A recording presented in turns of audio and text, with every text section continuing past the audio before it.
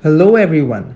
On today's episode of YOUVAK Speaks, we will be discussing the importance of communication and networking. Our speaker for today is Father Savio de Seus. Father Savio is one of the most loved priests at St Anthony's Church, Vakola, with extraordinary networking skills. He has an energetic and jovial personality. He is a visiting lecturer at St Pius X College, the Diocesan Seminary, with unparalleled teaching and people management skills. Father Savio is also the youth director at St Anthony's Church and shares an incredible bond with the youth. He is always open to new ideas and encourages young talent. Please put your hands together for Father Savio de Sales. Good evening, everyone. Welcome to YOUVAK Speaks. Today we have with us Father Savio, a man that needs no introduction. His vibrant personality has really inspired a lot of people, and he really is very good at connecting with the youth. So today he's here with us to help us with a few questions on networking and communication. So how are you, Father Savio? Thanks, Austin. Thanks for that warm welcome. It's nice to be on YOUVAK Speaks, and I'm happy, even in spite of being in lockdown, I'm still able to make a connect with our youth. So thanks for having me on the show. It's been nice, cool weather, and I'm hoping the cool climate will slowly do away with this pandemic. Yes, let's get started. So are you ready? Go ahead. Yeah, so the first question is, has the development of the internet and the social media caused a change in the way we communicate? When I say change, it relates to quality, quantity, or the style in which we communicate. I think we're communicating a lot more using social media today. You see, we had very limited means of communication before the boom of social media. And in spite of having those limitations, I think there was effective communication then. It would take us, for example, days to get a telegram or a telefax from someone. Okay, we didn't have anything called instant messaging and instant calling. Yeah. To make an international call, we'd have to book an international call with the telephone company, then wait. They'll ask us how many minutes. It was expensive per minute. Then we had to go to a telephone booth somewhere to make an international call if we needed to make one. Also, letter writing was in vogue that day. I have somewhere with me a very thick file with letters and letters and letters that I used to receive, because it was a great joy to receive a letter from someone, which would take days sometimes to come. There was, with letter writing, the hobby that came in of stamp collecting. I know a lot of people made that a hobby of collecting stamps and putting them in albums. So communication before the onset of social media had its own advantages. And I thought, even though we were worlds apart and distances apart, it yet made the connect and brought people closer together. With the onset of social media, it made a world that seemed to be even further apart come even further closer. And I think this is the great change that social media has brought in. So first of all, in terms of quantity, I think the world has become smaller, if I can use that word. We've now come so closer to each other. It's easier to communicate.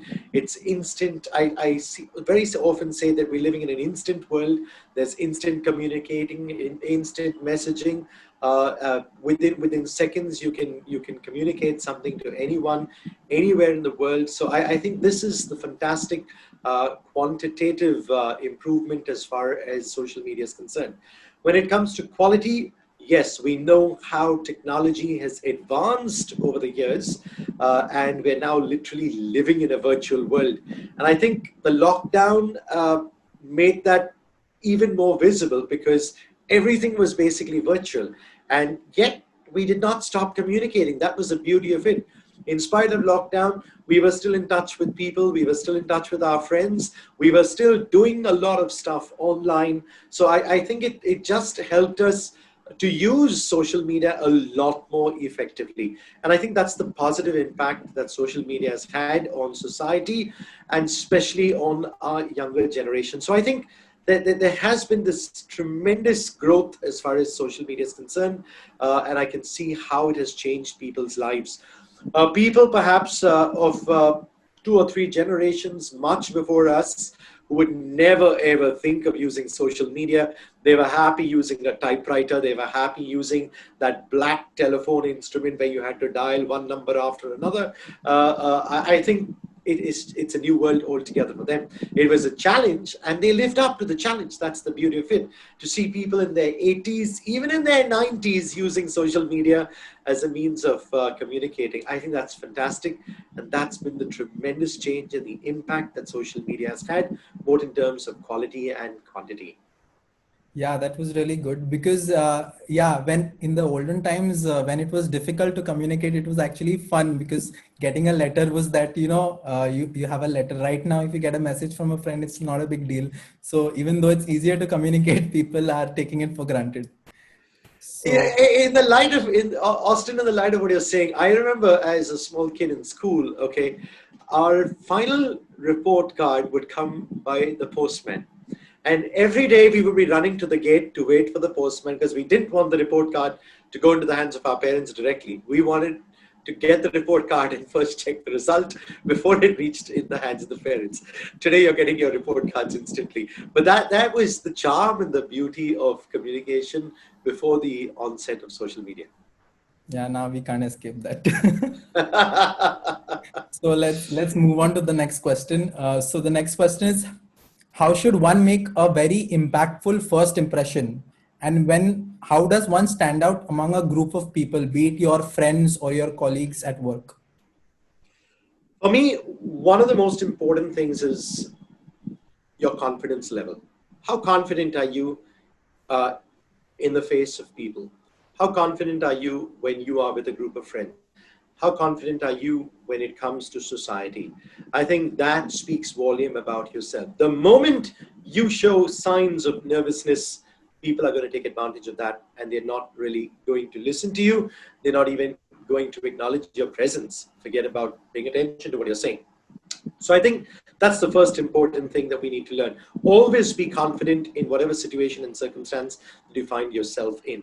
When we were studying to be priests, we did a year of psychology, and our professor of psychology said, you must be a master of what is called the gusawing tactic. Okay, how in any conversation, even if you are a girl, you can just gusaw into that conversation and you can feel a part of it, and nobody will say, "Arey, this guy knows so much about it." So that's the important thing. To be able to gusaw into any topic, you should be confident. Okay, that's the first thing.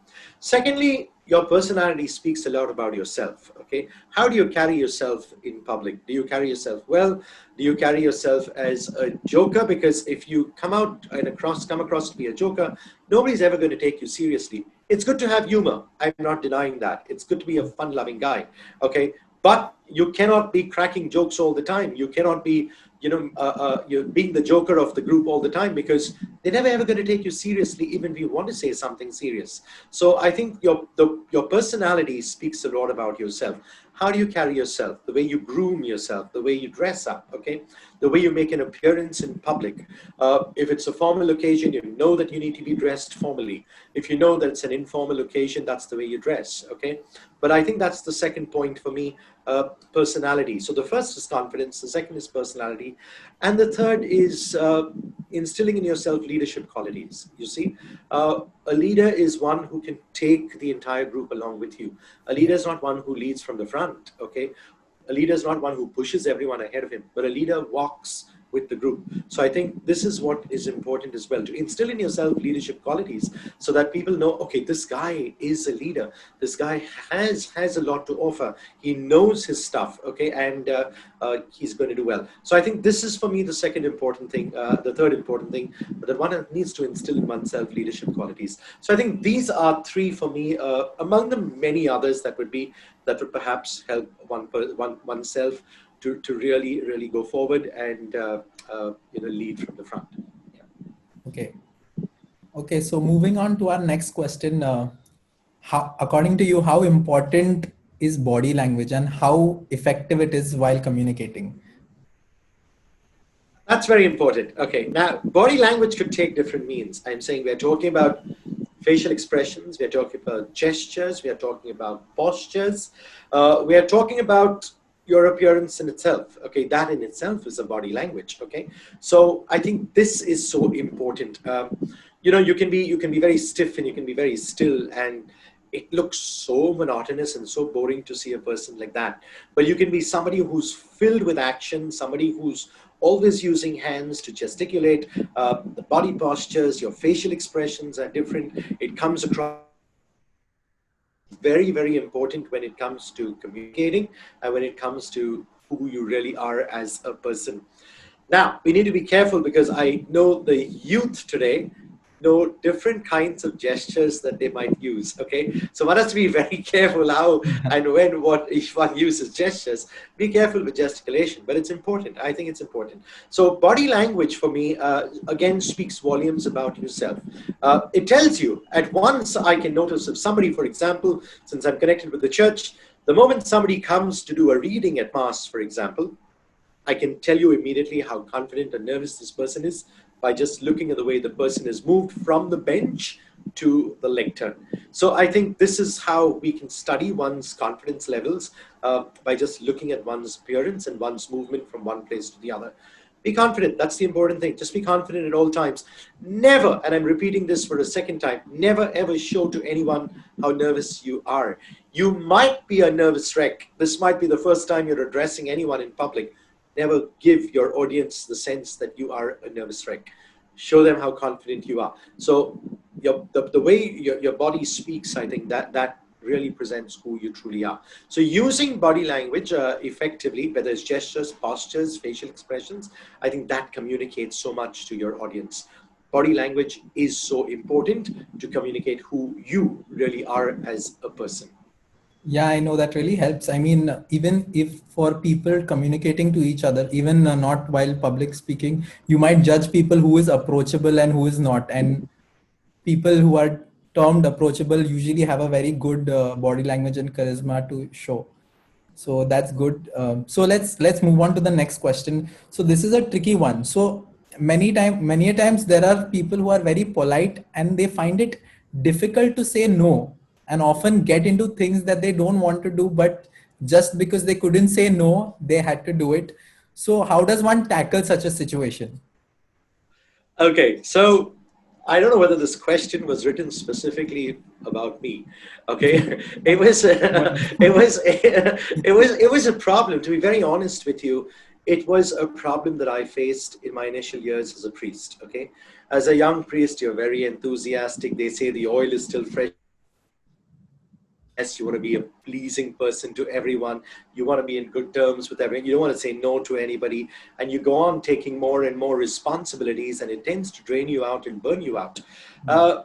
Till somebody brought it to my notice, somebody who I was very, very close to in one of my parishes, this person came up to me and said, "Father, does the word no not even exist in your dictionary?"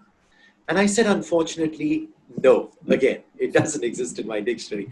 But you see, it made me do some thinking. It really made me do some thinking because I don't think I need to take on everything on myself. You see, today we use this term today about delegation, okay? Yeah. A good leader is one who's able to delegate responsibilities effectively to others. So while I may be in charge of something, responsibilities and delegate duties to other people so that I know that the work will still be done. Okay, and I can just be the person to oversee what's happening, so that everything does not fall on me. So I think this is very important.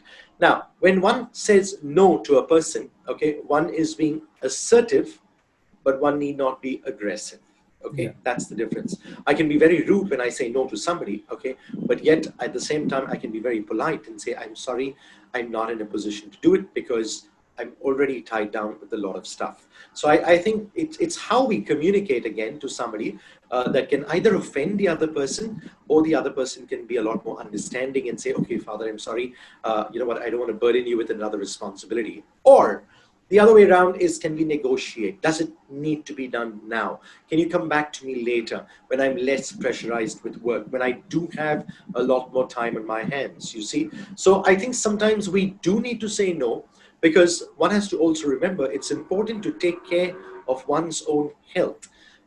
We have examples and cases of so many of us younger priests who have just burnt out in the early years of their ministry precisely because they kept taking on everything. And I think this is an important lesson for us to learn. If I can use the Bible and if I can use Jesus as an example, okay, Jesus was very clever and very smart. He didn't do everything on his own. That's the reason he chose those 12 men, you see, because he wanted to delegate. He wanted to pass on responsibility to them. He was going to train them. He's going to teach them for 3 years and then say, okay, you guys are well prepared now. It's your job. It's your responsibility. Jesus still becomes the overseer. And I think this is important for us. It's a lesson to learn that there are tell people, I'm sorry, I'm not in a position to do what you're asking. And as I said, if you can negotiate, can we look at it a little later? Can we do this some other time? Does it have to be done now? It will take the pressure off you as a person and also might make the relationship a lot more comfortable. And I think that's important. A follow-up for this question, you said that effective delegation helps. So what would you suggest someone who finds it difficult to delegate something? Or Okay. who wants to come out as polite but is unable to. You And know so that like very polite people are usually taken for granted is the notion around that. If you're very good, you're taken for granted. So how do you come across that? more than being taken for granted, I think people take advantage of such a Yeah. person, you see, and that is where you need to be on. That people don't take advantage of you just because you're kind, just because you're polite, just because you're obliging, just because you say yes all the time. Okay, I think this is where people will start taking advantage of you. So I think this is an art. It's an art on how to be an effective delegator. You see, if you've seen what I've done here in the parish over the last couple of years, okay, I've given youth charge of certain events and programs, including this one. Yeah. Charge. It's your duty. It's your responsibility. Okay, take it up. Okay, you don't have to keep running back to me for decisions.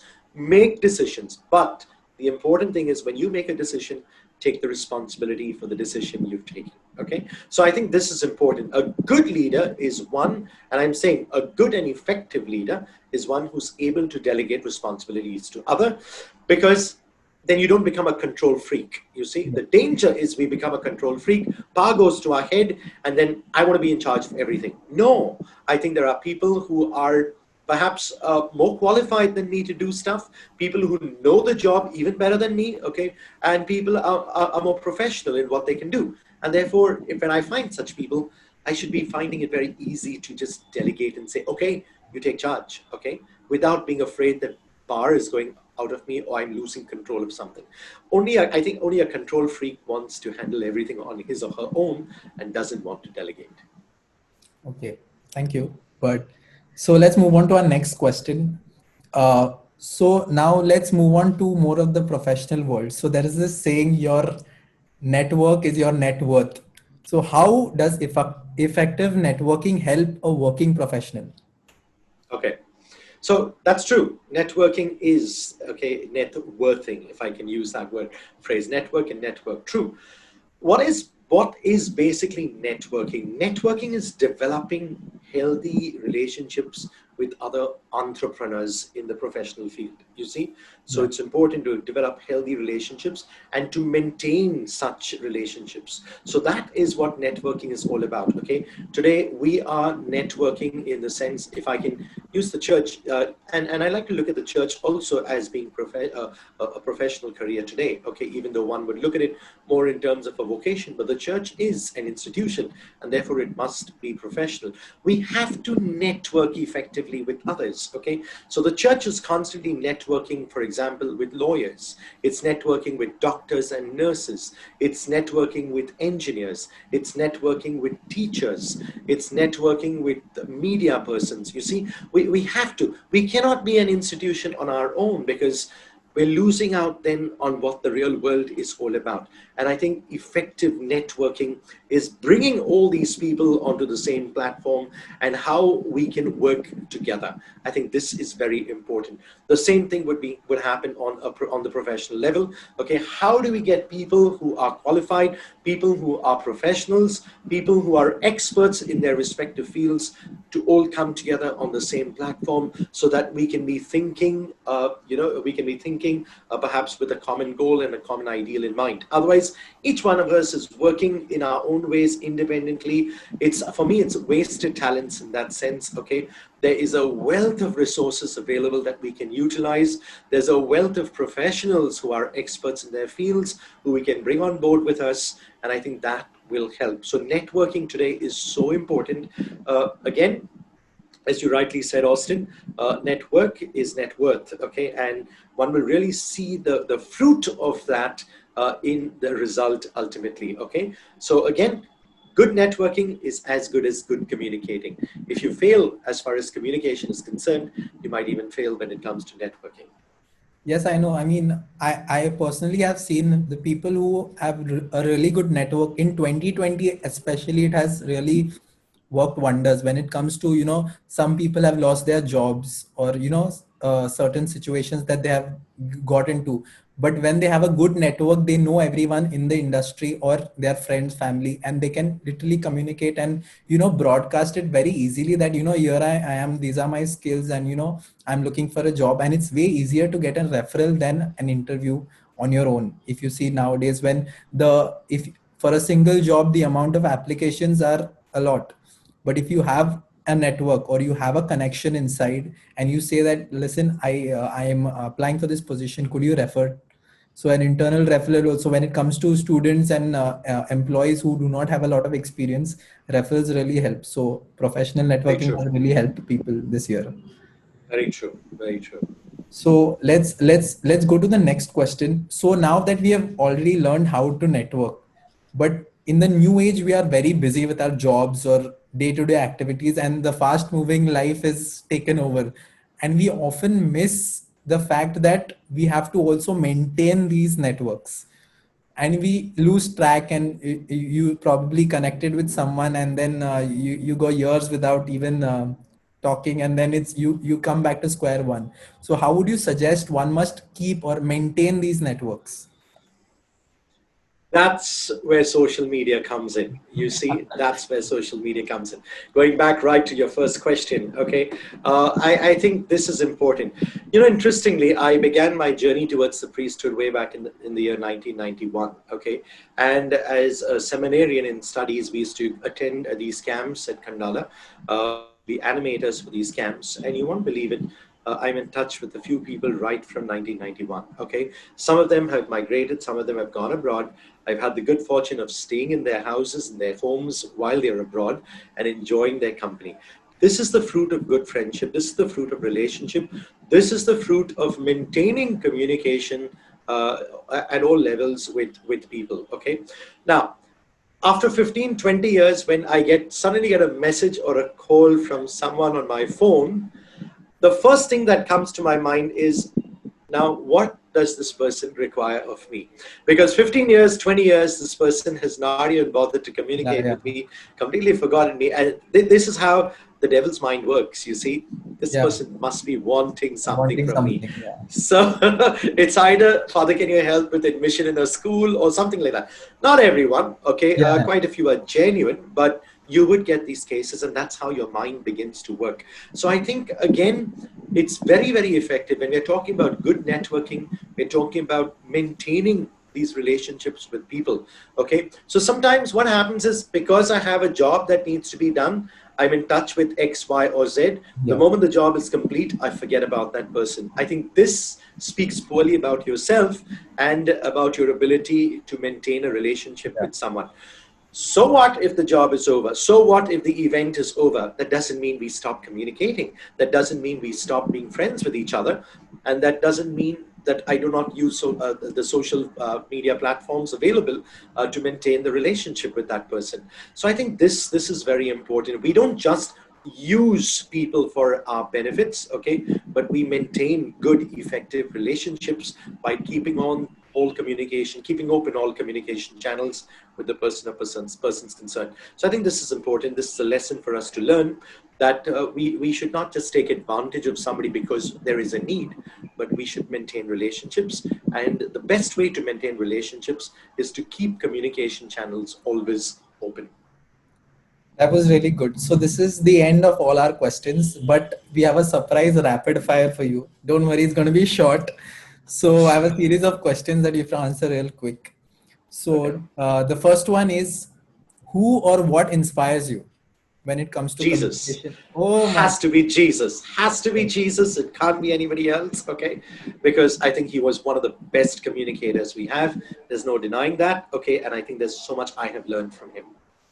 Okay, the next one is, what is the online platform that we would find you most on, or what you use to socialize the most?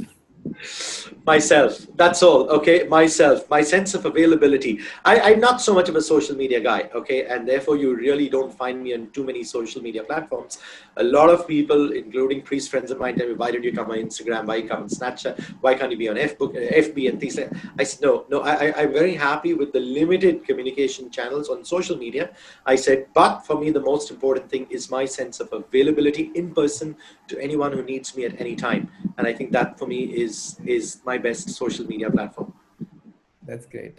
Okay, the next one is, what is the first thing that you notice about someone when you meet them? Aha. Well, somebody's character can come across very strongly to me when I meet someone. Somebody's character, because the way you speak, the way you present yourself, okay, your thinking level, your thought process, okay. Uh, I think somebody's character, I can really, it's not being judgmental about somebody, but I think that's the first thing that hits me, okay? What is this person's character the moment this person comes and meets me, okay? I think I can almost study a person so well at the very first meeting, and at the end of that meeting say, okay, this person is great, okay? Or this person is not too good, okay? Whatever it is. Again, I'm saying it's not being judgmental, but Yeah. it's just, this is the first thing that really comes to me, person's character. Okay. So the last question is, what would you advise the viewers about communication, and what you would want them to take away from this session? Uh, there's a nice caption that I use so often when I speak to the youth, when I conduct programs on relationships. It was a caption that I learned many years ago, and I still use. And it goes like this: communication is the heartbeat and the lifeline of any relationship. A breakdown in communication leads to a breakup in the relationship. Okay, this was a phrase that is stuck into my head. It's the heartbeat and the lifeline. You take out the heartbeat, you take out the brain cells, the person is dead. Okay, there's nothing. You take out communication, the person is gone. Okay, so how does one maintain relationships? So to maintain effective relationships and good, pleasing relationships, one needs to be an effective communicator. To be an effective communicator, use all possible channels of communication, maintain relationships. That's for me is very important. Maintain relationships. Don't just make use of people, okay, but treat them as a good friend. And I think that will be very effective for us as far as communication is concerned. Okay. Thank you very much, Father Savio. This was really great. It was really informative. So hope to see you soon. Take care. Thanks, Austin. Thanks, Austin. It was so nice. It was so nice interacting with you this morning. And it was so nice this morning, evening, whatever part of the day you're listening to. I know you said good evening at the start. But also, it was nice to make a connect with people using a social media platform. So thanks for this opportunity. I want to thank YOUVAK in a very special way for giving me this opportunity on YOUVAK Speaks. God bless each of you.